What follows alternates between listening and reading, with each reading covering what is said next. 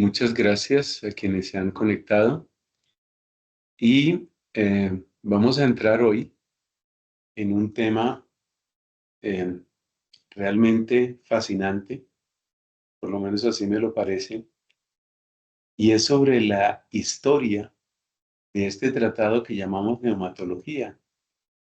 ¿Cómo llegaron los cristianos a hablar sobre el Espíritu Santo? ¿Quién es el Espíritu? ¿Qué hacen nosotros? Y junto a esas grandes preguntas, también lo que podemos llamar preguntas de relación. ¿Qué relación tiene, por ejemplo, el Espíritu Santo con el Logos de Dios, el Neuma con el Logos? Esta es una pregunta bien interesante y podemos decir que es la pregunta definitiva, porque como vamos a encontrar en unos minutos, ha habido siempre las dos tendencias. Una tendencia a exagerar la presencia del Logos, es decir, la presencia de todo lo racional, de todo lo esquemático y por consiguiente lo controlable hasta cierto punto. Esa es una tendencia, pero luego también ha habido la otra tendencia, que es exagerar la libertad del espíritu, la imprevisión del espíritu, apoyándose, por ejemplo, en palabras como las que dijo el mismo Cristo. El viento no sabes de dónde viene ni para dónde va. Entonces, ha habido como esas dos tendencias, una tendencia a crear una comunidad controlada, una comunidad donde todo tiene su lugar y donde hay como una secuencia de crecimiento perfectamente planificada. Esa es una tendencia. Es la tendencia típica, por ejemplo, del calvinismo. El calvinismo se caracteriza por ese modo de mirar la vida cristiana como algo totalmente controlado. Pero luego tenemos otras tendencias que son la libertad del espíritu, tendencias que ya aparecen en el Nuevo Testamento. Recordemos que en las experiencias de carismas de las que nos habla San Pablo, por ejemplo, en la primera carta a los Corintios, especialmente los capítulos 12 y 14, se ve que había como momentos de exaltación en los que toda lógica y toda racionalidad desaparecían y a veces se consideraba que era más espiritual cuanto más loca fuera una experiencia, hasta el punto de que en algunas de esas celebraciones la gente hasta exclamaba blasfemias. Lo dice San Pablo, es muy doloroso repetirlo aquí, pero está en la Biblia. San Pablo dice que había reuniones de esas en las que de pronto alguien así exaltado como histérico decía cosas como maldito sea Jesús y cosas y absurdas. Y entonces, y eso se le atribuía al Espíritu. Entonces, la historia, esto es lo que quiero destacar, la historia de la neumatología, en buena parte es la historia de la relación entre el logos y el neuma. Y eso se ha dado desde los primeros siglos, de hecho, desde el siglo primero. Esa es como una línea, por decirlo así, una línea de, de discusión y una línea de polémica. Otra línea que también hay que tenerla muy clara es el tema de la personeidad del espíritu, es decir, el carácter del espíritu como persona, porque nosotros tenemos el tema de la personalidad.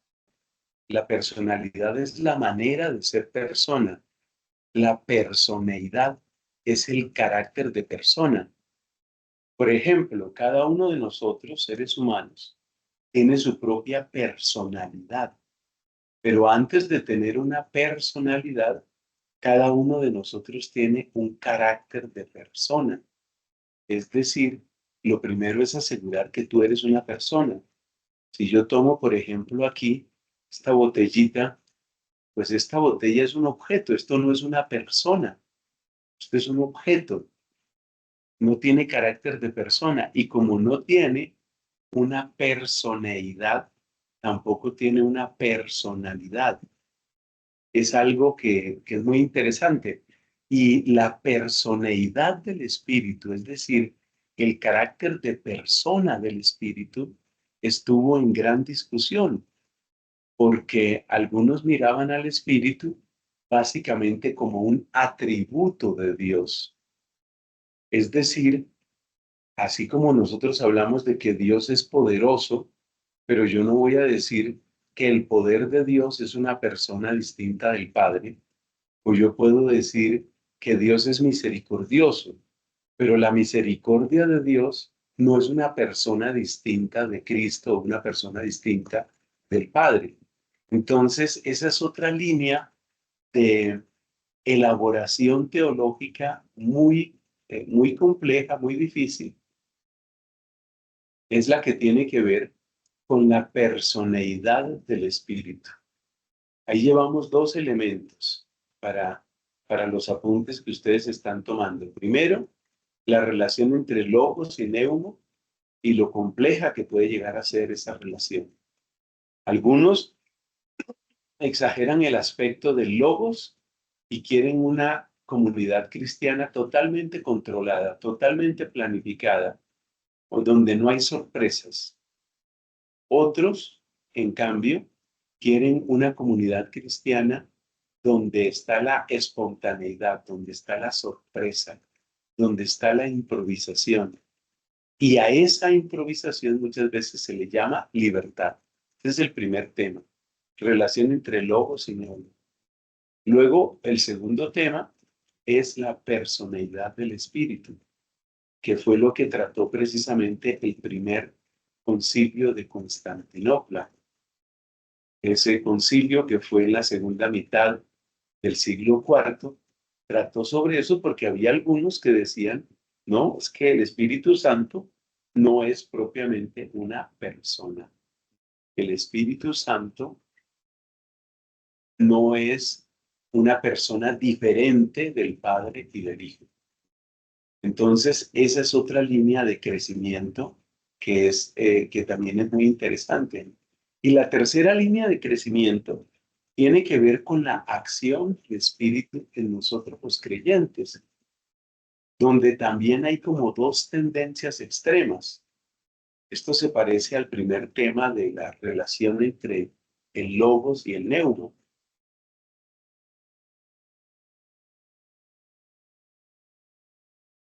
¿Qué es lo que se presenta aquí? Pensémoslo un momento. Nosotros invocamos al Espíritu Santo. Nosotros creemos en la acción del Espíritu Santo. Pero ¿qué hace exactamente el Espíritu Santo en nosotros? Es decir, el Espíritu Santo reemplaza, por así decirlo, mi personalidad. Voy a hacer una comparación que es un poquito fuerte, pero es que es para que nos entendamos. Pensemos en lo que es una posesión, concretamente una posesión diabólica. En una posesión diabólica hay un ser espiritual, un demonio, que se apodera de la persona y que de alguna manera suplanta a la persona. De manera que esa persona puede resultar hablando en un idioma que no conoce. Es decir, algo que claramente no es suyo. De hecho, en los criterios que la Iglesia Católica tiene para saber si un determinado caso es de una posesión diabólica, uno de los posibles criterios es si la persona tiene un tipo de conocimiento que sería imposible que tuviera. Por decir algo un poco absurdo, imaginémonos que estamos con una jovencita que tiene 13, 14 años y que resulta que empieza a hablar en sánscrito y se le graba y efectivamente está hablando en sánscrito, una lengua hindú antiquísima, que hoy solo se utiliza prácticamente en los textos sagrados de esa religión, en el hinduismo. Y nosotros sabemos que esa chiquita, que tiene, repito, 13, 14 años, nunca ha estudiado nada que tenga que ver con esa lengua y sin embargo la habla perfectamente. Entonces ahí nosotros estaríamos diciendo, hay una señal de una posesión.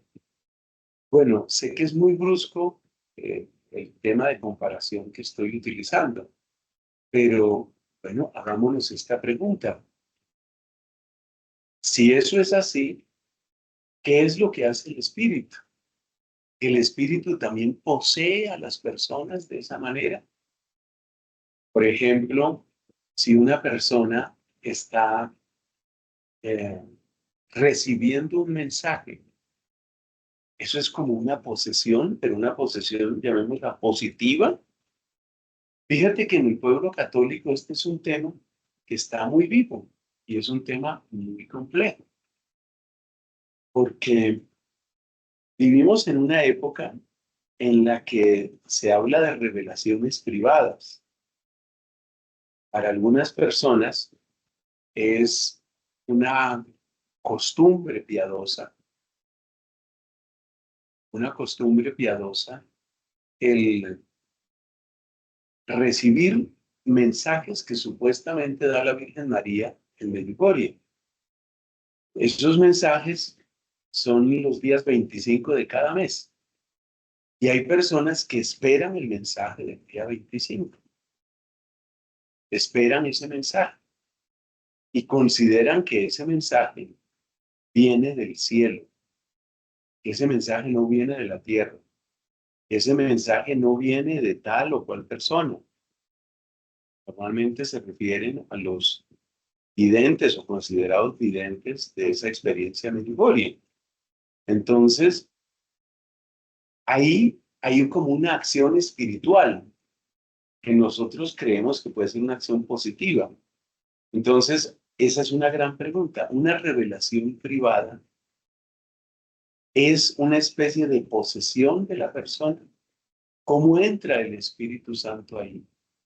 Nosotros decimos en el credo largo, el credo niceno-constantinopolitano, nosotros decimos que creemos en el Espíritu Santo, Señor y dador de vida, que procede del Padre y del Hijo, que habló por los profetas.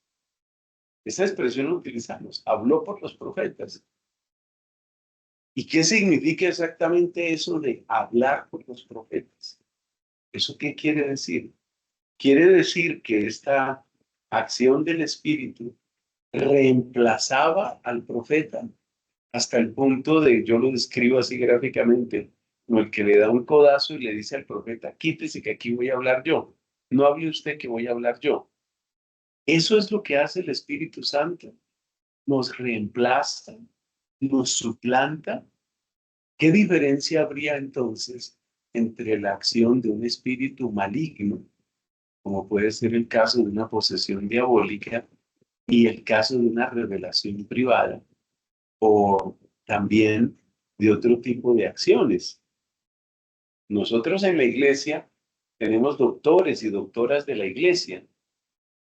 Personalmente, entre las personas que más admiro, pues hay dos doctores, un hombre y una mujer. Para mí son eh, una gran referencia a Santo Tomás de Aquino y Santa Catalina de Siena.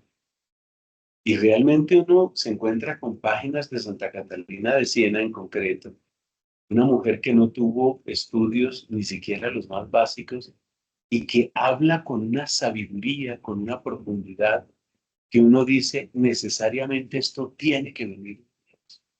Esto es una acción de Dios, aquí hay una obra de Dios. Entonces, esa es otra línea de investigación. ¿Qué es lo que hace el Espíritu Santo en nosotros? Por decirlo de alguna manera, ¿cómo se articula la soberanía del Espíritu y la libertad humana? Porque nosotros no creemos que desaparezca la libertad humana. De hecho, hay una frase que utiliza San Pablo en la primera carta a los Corintios, dando criterios de discernimiento en esa comunidad donde ya vimos que se habían presentado hasta desórdenes absurdos. Entonces dice el apóstol San Pablo, dice los espíritus que hablan a través de los profetas obedecen a los profetas, indicando de esa manera que esa especie de posesión ciega, algo que domina completamente a la persona, como una especie de histeria o una cosa así, no es el modelo, por lo menos no es el modelo principal de la acción del espíritu. Entonces, ¿cómo obra el espíritu? ¿Cómo se articula la acción del espíritu?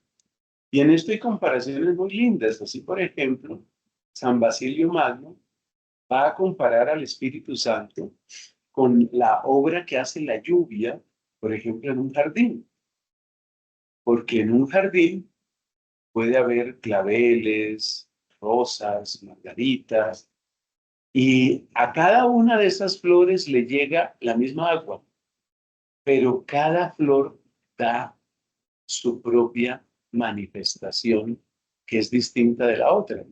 De manera que el agua que hace que el clavel sea más clavel y sea un hermoso clavel, esa misma agua hace que una rosa sea una hermosísima rosa o una violeta sea una hermosísima violeta. Esa es una comparación muy bonita, una comparación que indica cómo puede darse esa acción del Espíritu Santo en nosotros. Entonces, para terminar esta primera parte, esta exposición libre, me parece que es muy interesante mm, tener en cuenta esos tres grandes puntos, tres grandes áreas de investigación. Primero, la relación entre el logos y el neuma. Segundo, el carácter de persona del Espíritu Santo, lo que llamamos a veces la personeidad del Espíritu. Y tercero, también muy interesante, cómo se articula la soberanía y majestad del Espíritu con la libertad humana, de tal manera que nosotros no podemos hablar o no debemos hablar de una especie de suplantación, como si el Espíritu estuviera suplantando a la persona humana. Bueno, son como esos tres puntos fundamentales. Diego está pidiendo la palabra, el mayor gusto.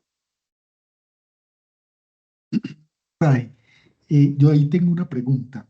Claro, usted tocó ya un tema que es muy importante, que es el libre albedrío.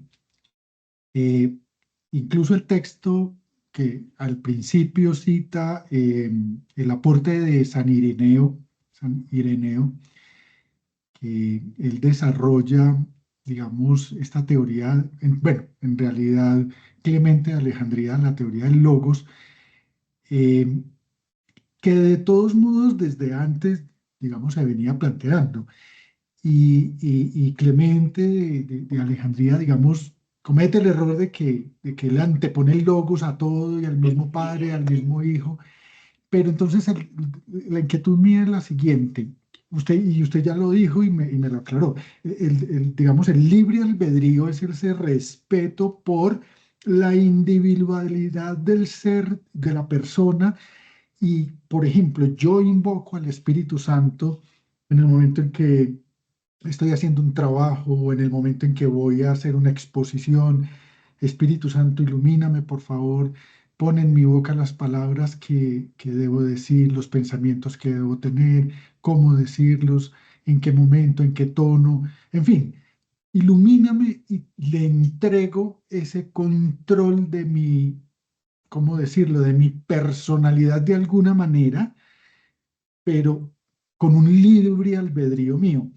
Entonces, ahí encuentro yo que el Espíritu Santo, en su bondad y su misericordia, entra a asistirnos, a ayudarnos, y las ideas llegan, y la claridad llega, y la facilidad y la fluidez, en fin, y el éxito. Pero también entonces eh, vendría una persona que trabaje las ciencias ocultas o que trabaje el espiritismo, esas cosas raras, y diría, bueno, pero es que los espíritus también, si usted los invoca, ellos entran a tomar posesión de usted. Y ahí es donde yo creo que está el problema, porque un espíritu maléfico toma posesión sin permiso de una persona y también toma posesión de una persona cuando la invoca. Es decir, es doblemente invasivo. ¿Estoy en lo correcto o no? ¿Usted qué opina, Fray Nelson? Mm, Hay una clave muy importante de discernimiento, y es que tanto la acción del Logos, que es Cristo, como la acción del Neuma, esas acciones cuando llegan a nosotros, llegan a una naturaleza que nos la ha dado Dios. Es decir, que la palabra de Cristo llega a una naturaleza humana que ha sido creada por Dios. Y la acción del Espíritu llega a una naturaleza humana que ha sido creada por Dios. O sea que llega Dios a una obra de Dios. Es Dios perfeccionando su obra.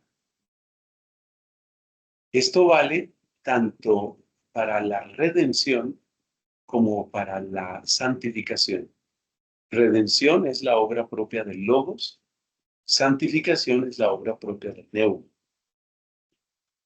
Entonces es Dios perfeccionando su obra. Mientras tanto, cuando nosotros hablamos del pecado en general, y mucho más si se trata de una acción maléfica, como es una posesión, el demonio llega a algo que le es externo y opuesto. Es decir, el demonio llega a tratar de adueñarse de una naturaleza que no es la suya, que él no la hizo, que él no la ama, que él no la entiende. O sea, hay una distancia, hay una colisión entre la acción del espíritu maligno y la naturaleza humana, porque la naturaleza humana tiene su fuente en Dios. Entonces, cuando llega la palabra de Cristo a nosotros, cuando llega la redención de Cristo, llega a como a su propia casa, llega a recuperar lo que le pertenece. Cristo llega a nosotros recuperando lo que le pertenece. Mientras que el demonio, cuando llega, ya sea de una manera ordinaria, por medio de la tentación, o de una manera extraordinaria, por infestación o por posesión o de otra manera, cuando el demonio llega, llega básicamente a invadir lo que no es suyo y a tratar de adueñarse de lo que no es suyo. Por eso hay una violencia que es propia del pecado. El pecado siempre supone una violencia interior. Entonces, la persona que vive en pecado, ni siquiera hay que irnos al extremo de la posesión diabólica. La persona que vive en pecado, que está en guerra contra sí misma, porque el pecado supone una rebeldía contra el plan de Dios y fue Dios el que me dio esta naturaleza que yo tengo. Entonces, es evidente es evidente que ahí tiene que haber una guerra interior. Esto es interesante porque una de las características, uno de los adjetivos más misteriosos, pero hoy se entiende muy bien, que tiene el Espíritu Santo es que se le habla de un espíritu suave. La suavidad es algo propio del Espíritu. Y esa suavidad tiene que ver precisamente con el hecho de que el Espíritu llega a su propia casa, llega a la obra que Dios mismo ha empezado en nosotros, de tal manera que el Espíritu trae una especie de paz profunda, trae una serenidad, una estabilidad, un ancla que es un gran criterio de discernimiento.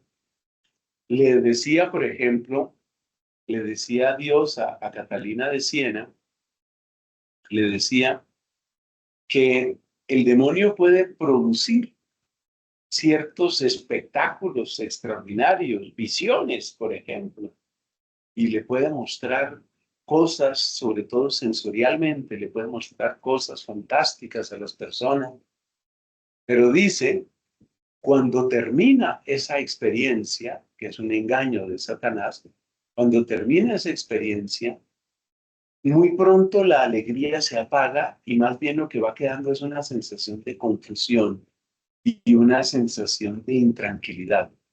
Por el contrario, las obras de Dios, aún las más sencillas, llevan un sello de una suavidad, llevan el sello de una profunda paz, una profunda tranquilidad, porque es Dios llegando a su propia obra.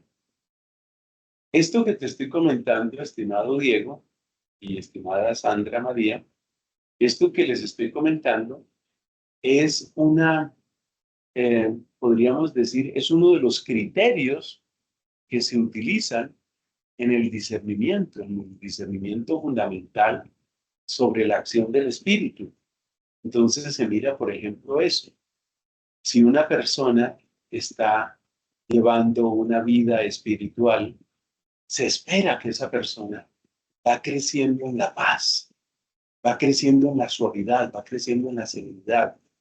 En cambio, la persona que está siendo guiada por otro espíritu, incluso si no hay posesión, por ejemplo, por un espíritu de codicia, por un espíritu de ambición, quiere poder, quiere influencia, quiere fama, pues eso no viene de Dios. Entonces la persona está en conflicto y la persona no tiene tranquilidad, ni irradia tranquilidad, ni es capaz de facilitar la reconciliación, sino que está como en una especie de conflicto permanente. Y esto es tan interesante porque muchas veces uno se puede encontrar con personas que uno diría, ah, pues esta persona es una persona muy espiritual, pero todo el tiempo está atacando. A mí personalmente eso es algo que me inquieta de redes sociales. Ustedes saben que tengo pues cierta presencia en redes sociales. Y esa es una cosa que a mí me inquieta mucho. Cómo tenemos una cantidad de predicadores, incluso sacerdotes, influencers y católicos, que no es que estén diciendo mentiras, no, no, no, Dios nos libre. No, están diciendo cosas correctas y están diciendo cosas ortodoxas. Muy bien, pero todo el tiempo discutiendo, todo el tiempo peleando con alguien, todo el tiempo atacando que esta ideología, que esto aquí, que esto acá está mal, que aquí está. Un momento, el Espíritu Santo también es espíritu de consuelo, también es espíritu de reconciliación, también es espíritu suavísimo. Entonces yo estoy inquieto, por supuesto no voy a decir aquí ningún nombre, pero yo tengo aquí en mi cabeza y en mi corazón sobre todo, tengo inquietud por algunos influencers católicos, laicos y sacerdotes, en los que estoy viendo que todo el tiempo, pero es que es todo el tiempo, están siempre discutiendo, están siempre criticando al Papa, criticando el concilio o criticando la liturgia, pero tienen que estar criticando algo. Es como una cosa compulsiva. Uno dice, sí, la denuncia profética es una de las dimensiones del espíritu, pero no es la única, no es la única. Entonces, bueno, me extendí bastante en la respuesta, pero yo creo que tu pregunta nos daba precisamente para eso, porque es de los grandes criterios de discernimiento. Vamos a mirar un poquito de la obra de Congar que nos ha servido tanto en este estudio, y lo que queremos encontrar es un poco sobre ese desarrollo histórico. Aquí tenemos, por ejemplo, que nos habla, después de la parte bíblica que ya la vimos, aquí nos está hablando de la historia del cristianismo. Estas ya son páginas que corresponden a ustedes. Aquí estamos en el índice, por supuesto. Entonces, hagámonos una idea de lo que aparece en ese índice. La experiencia del espíritu en la iglesia antigua. Vamos aquí aumentando un poquito más, todo lo que facilite que se pueda leer mejor. La experiencia del espíritu en la iglesia antigua. Luego, fíjate lo que aparece, hacia una teología y un dogma acerca de la tercera persona. ahí está el tema de lo que hemos llamado la personeidad del Espíritu, el carácter de persona. Luego se cita un santo, vamos a mirar unas paginitas sobre él, San Simeón, llamado el Nuevo Teólogo, una experiencia del Espíritu. Bueno, luego de para acá tenemos el Espíritu Santo en los teólogos, luego una experiencia extrema, un hombre llamado Joaquín de Fiore, se escribe el nombre de él de distintas maneras, ¿no? Da Fiori, de Fiori, bueno, Joaquín de Fiore y el joaquinismo, que es una de las experiencias más intensas del neuma opuesto al logos. La teoría que tenía Joaquín de Fiore era que el Antiguo Testamento venía siendo algo así como la época de Dios Padre, el Nuevo Testamento la época de Dios Hijo, y que ahora llegaba la época del Espíritu, que ahora estaba la era del Espíritu. Esa era la idea de Joaquín de Fiore. Entonces, la época de Dios Padre se caracterizaba por la ley de Moisés. La época de Dios Hijo se caracterizaba por los apóstoles, la jerarquía, el evangelio. Y luego la época del Espíritu era la época de la máxima libertad y es la época de las sorpresas que solamente el Espíritu puede dar. Eso es lo que se llama el joaquinismo. Es algo muy interesante, ustedes lo tienen ahí dentro de su lectura. Es una cosa muy interesante. Luego hay que ver qué sucede en el protestantismo. Los reformadores, por ejemplo, los cuáqueros, el pietismo, el profetismo de las Cevenas. Luego encontramos a Ed Irving. Y por último, en esta parte, pues se menciona el lugar del Espíritu Santo en el catolicismo de la Contrarreforma, que va a ser una época, esto es importante, yo creo aclararlo, va a ser una época en la que frente a los excesos subjetivistas propios del protestantismo, en cierto sentido la Iglesia Católica se va a ir al otro extremo. Es decir, pongamos todo bajo control, vamos a controlar esto, vamos a ponerle orden a esta situación. Y por consiguiente, lo que nosotros necesitamos es que haya unas reglas claras y que haya una moral clara y que haya un derecho canónico claro. Entonces, organicemos la liturgia, organicemos el derecho canónico, organicemos la moral y tenemos organizada la vida cristiana. Esto es interesantísimo. Luego ese recuento histórico termina con la neumatología del Concilio Vaticano II. Bueno, como ustedes tienen esas lecturas y no es necesario que las hagamos aquí completas, yo sí quiero que nos vayamos aquí en la página 121. Vamos a ver qué tanto ayuda este número aquí, irnos a la página 121. A ver a dónde nos va a dar esta página. Ahí se fue muy claro, como están tomadas de a dos. Entonces, aquí vamos a encontrar, ya estamos cerca de la 121 para ver un poquito lo de San Simeón. San Simeón, llamado el Nuevo Teólogo. Vivió en una época muy compleja de la Iglesia, el siglo X, que es conocido como el siglo de hierro, una época de bastante corrupción y bastante decadencia. Entonces vamos a leer solo unos párrafos de esto para que veamos cómo en esos tiempos tan difíciles se da una experiencia intensa del Espíritu. San Simeón, el Nuevo Teólogo, es uno de los mayores místicos cristianos. Fíjense, y muchos de nosotros quizás no lo hemos oído hablar nunca. Nacido en el año 949, se hizo monje del Estudión y posteriormente de San Mamés.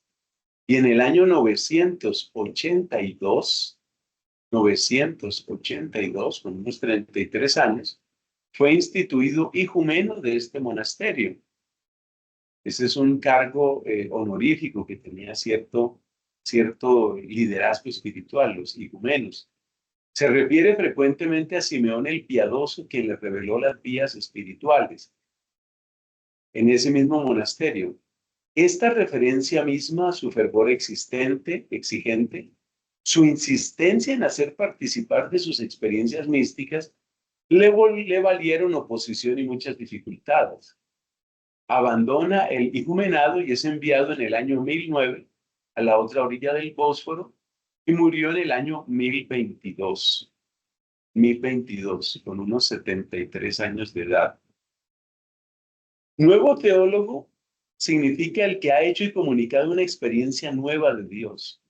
Hablando en categorías de nuestro tiempo, diríamos que Simeón es esencialmente un hombre espiritual. Su doctrina emana de su experiencia espiritual, que fue extremadamente intensa.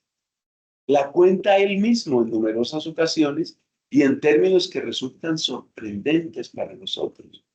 Cuenta cómo, metido en la vida mundana y un tanto dandy, diríamos como un playboy, encontró a su padre espiritual y siguió dócilmente su dirección. Entonces mira cómo le habla San Simeón, este hombre espiritual, cómo le habla a Cristo. No dejaste que me hundiera en el fango, sino que por las entrañas de misericordia enviaste a alguien para que me buscara. Me hiciste salir de lo más bajo. Me arrancaste por la fuerza y me sacaste de allí. Me confiaste a tu servidor y discípulo, y se refiere a San Simeón el Piadoso, completamente sucio, los ojos, las orejas y la boca obstruidos por el fango. Pero mientras que él en cada fuente o manantial en todo momento se limpiaba y lavaba, yo que no veía nada, las pasaba de largo en la mayoría de los casos. Si él no hubiera tomado mi mano y me hubiera situado junto a la fuente, ni siquiera por una vez habría podido encontrar yo el gozo del agua. Bueno, a ese texto, repito, ustedes lo tienen ahí, y vamos a ver aquí cómo describe él un poco esa acción del Espíritu.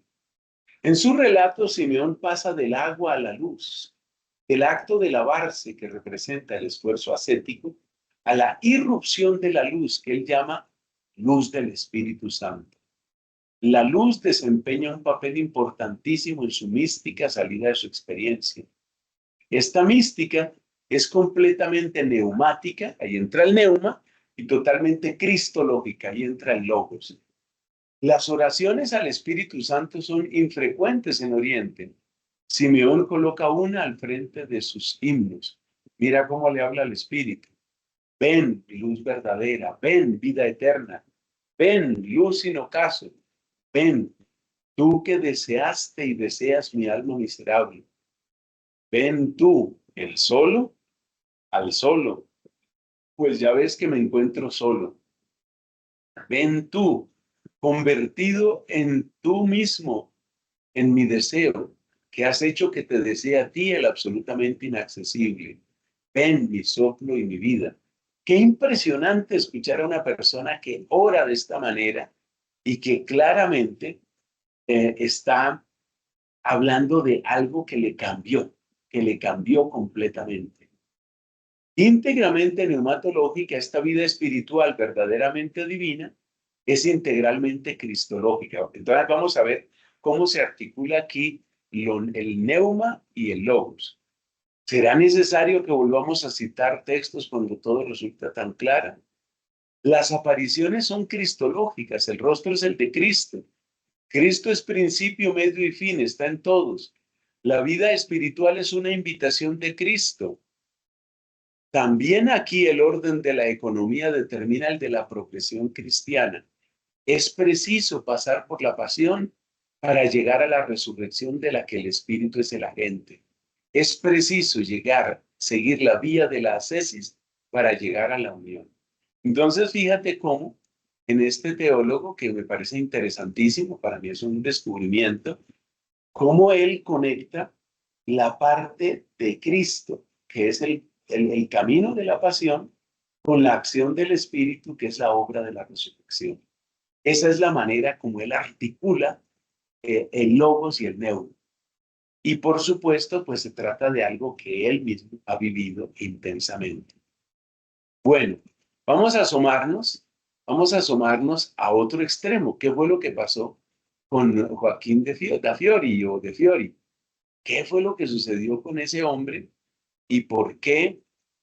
Pues tenemos ahí tenemos que pues tener en cuenta, a ver dónde está el testimonio de las fundaciones, donde tenemos esto, el Espíritu Santo en los teólogos. A ver, vamos a irnos al principio para estar seguros de en dónde está lo de Joaquín de Fiori. Aquí nos vamos, es en la página 154. Entonces me imagino que lo encontraremos como por acá. Vamos a mirarlo. Aquí está el himno y la secuencia. Dice que 154, hay que bajar mucho más. Es un tesoro muy grande, esta obra de Cungar es un tesoro muy grande.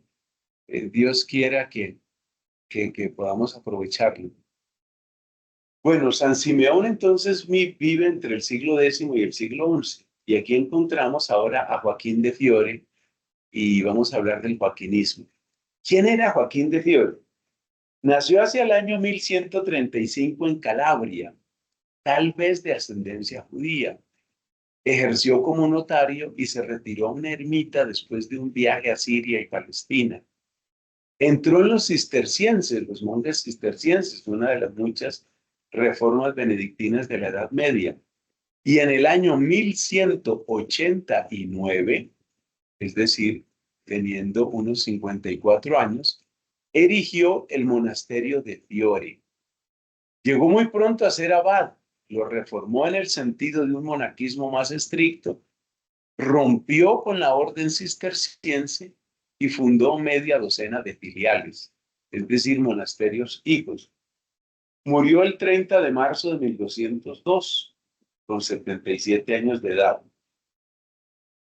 Además de otros escritos menores, conservamos de Joaquín de Fiore una Concordia Novi ad Veteris Testamenti, una Expositio in Apocalypsim, un Psalterium Decem Cordarum, redactados en 1184 y años siguientes, un Tractatus Superquatuor Evangelia y de un discípulo, un Liber Figurarum. Bueno, vamos con el pensamiento de él. ¿Qué era lo que decía este hombre? El pensamiento de Joaquín proviene de una visión de la concordia o inteligencia de las correspondencias entre los elementos de la historia veterotestamentaria, los de la historia evangélica y los pasados y futuros de la iglesia. Ese es el esquema fundamental de él. Es decir, este hombre siente que tiene una comprensión de la historia humana y de la historia de la salvación. Por eso, hay una concordia, lo llama él, concordia significa aquí un entender con el corazón la historia del Antiguo Testamento, la historia evangélica y la historia de la iglesia. Para él son como 3 etapas.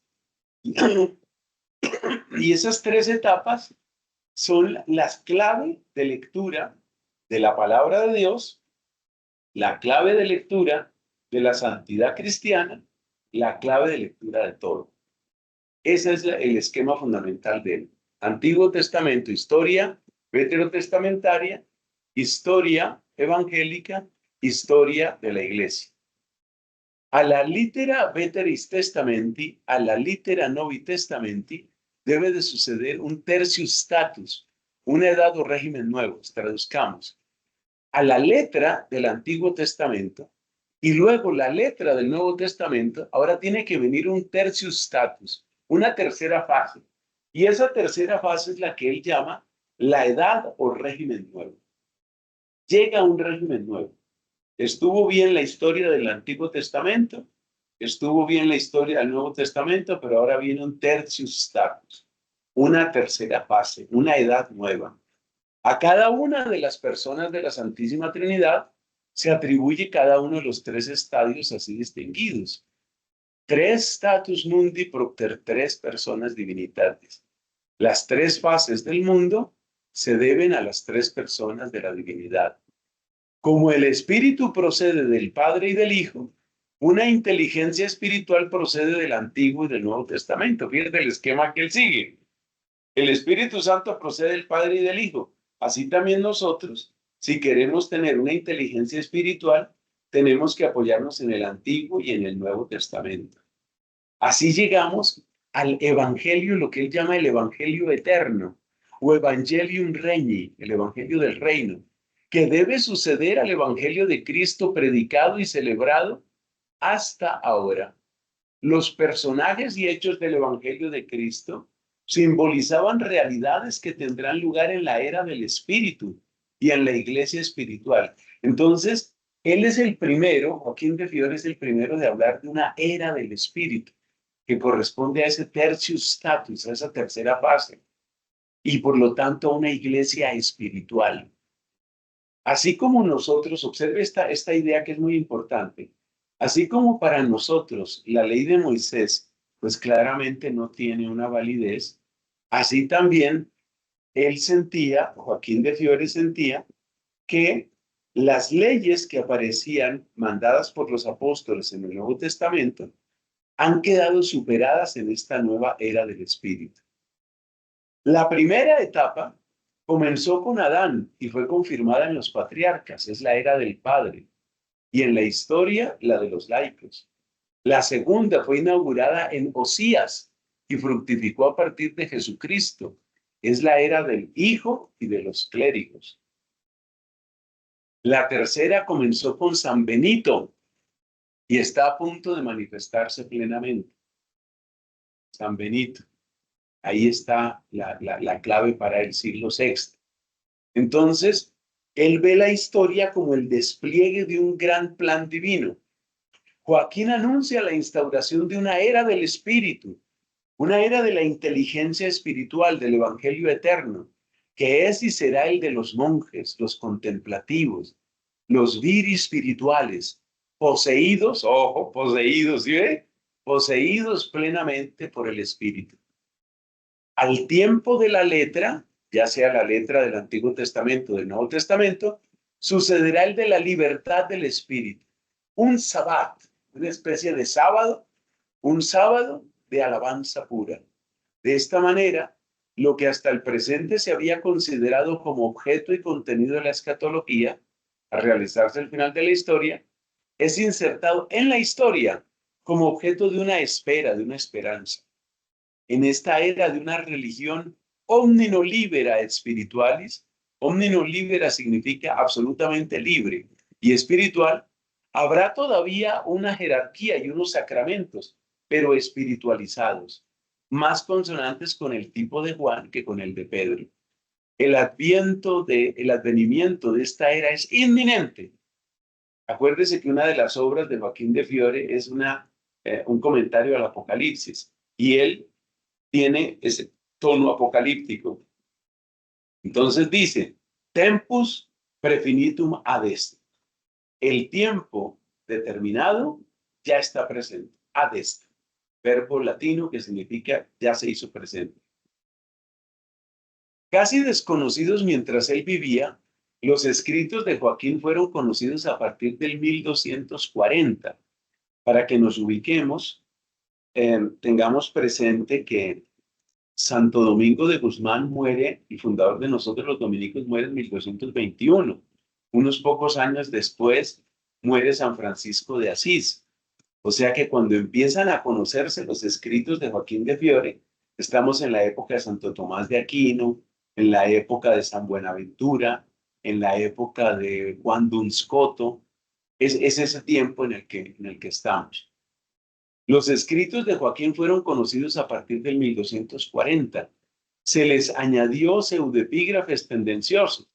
En 1247, el franciscano Gerardo de Borgo Sandonino redacta un Introductorius in Evangelium Aeternum. O sea que una cosa es los escritos de Joaquín, él muere en el 1200, aquí lo estábamos viendo. Él muere en 1202, y los escritos de él se difunden por 1240. Entonces, este franciscano que se llamaba Gerardo de Borgo Sandonino redacta un Introductorius in Evangelium Aeternum, una especie de introducción al Evangelio Eterno. El libro suscitó una gran conmoción y fue condenado el 23 de octubre por la bula Libellum Quendam. El ministro general de los franciscanos, partidario de las ideas joaquinianas, fue sustituido por San Buenaventura. O sea que el joaquinismo tuvo su impacto especialmente en la orden franciscana, la orden de los frailes menores. Bueno, ¿qué vino a suceder? Veamos aquí brevemente qué vino a suceder con ese joaquinismo, que me parece que es muy interesante. Tomás de Aquino adopta una postura, ya en un momentico te doy la palabra, Diego, con mucho gusto. Tomás de Aquino adopta una postura resueltamente crítica, severa y radicalmente crítica. En su opinión, Joaquín fue un patán al nivel de una teología afinada in subtilibus fidei dogmaticus rudis, es decir, una teología que corresponde al que no tiene cultura y que pretende hablar de las sutilezas de la fe y de los dogmas. Y de hecho, su teología trinitaria es falsa. Entonces, Tomás critica. Y por supuesto, cuando llega San Buenaventura, que fue ministro general, o sea, diríamos superior general de los franciscanos, pues San Buenaventura también le pone como orden a esa situación. Cuando Joaquín creía abrir perspectivas de progreso, estaba dando la espalda al sentido de las escrituras.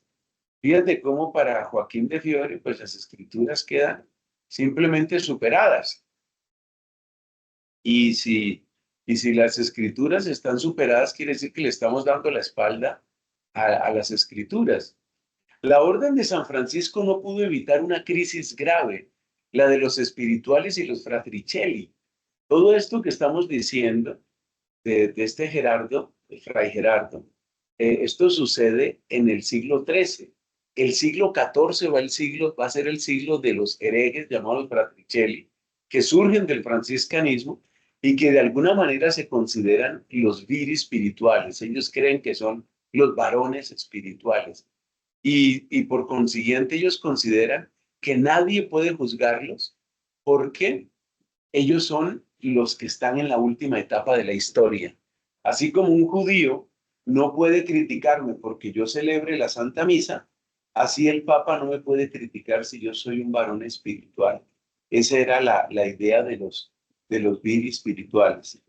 Entonces me parece muy interesante ver ese contraste entre San Simeón, el nuevo teólogo, un hombre espiritual que conecta con el arrepentimiento, que conecta con la conversión, que conecta con Cristo y con el Evangelio, mientras que tenemos a un Joaquín de Fiore que pues lleva las especulaciones como a su propio aire. Era lo que quería compartirles, aparte de ese tema tan importante de los tres grandes campos de investigación en la neumatología, especialmente el primer milenio.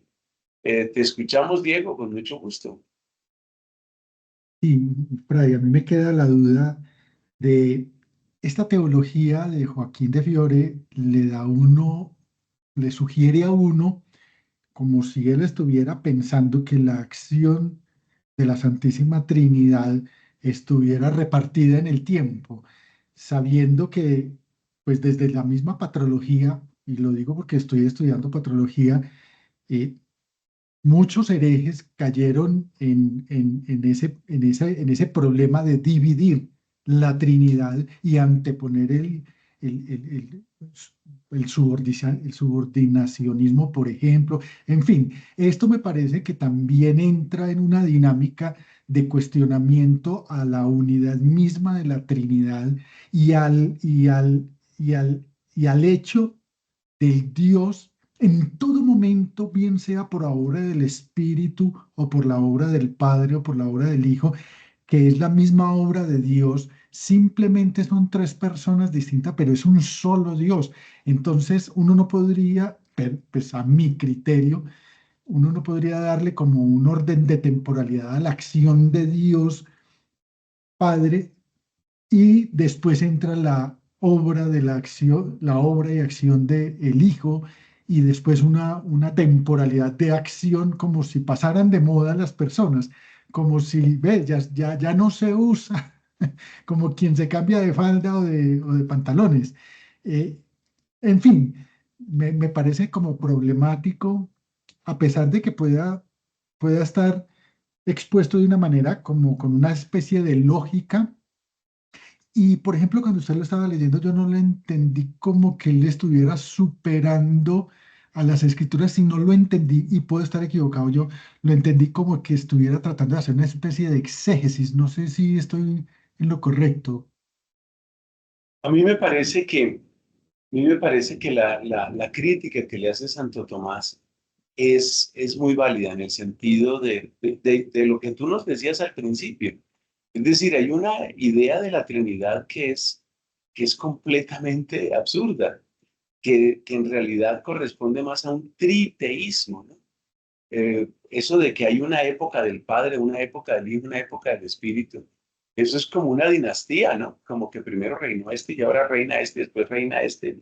Y eso no tiene sentido, es una teología trinitaria muy pobre, eh, que pues finalmente lleva a una confusión y llevó a esa gran herejía de los Fratricelli en el siglo XIV, que fue una cosa supremamente complicada. Es un tema apasionante, pero esencialmente lo que hay de fondo es una teología trinitaria que no resiste análisis, ¿no? Es lo que nos encontramos. Bueno, no quisiera prolongar más, sé que esta hora es un poco pesada, pero creo que hemos cumplido un objetivo muy interesante, que es hacer este recorrido histórico del primer milenio.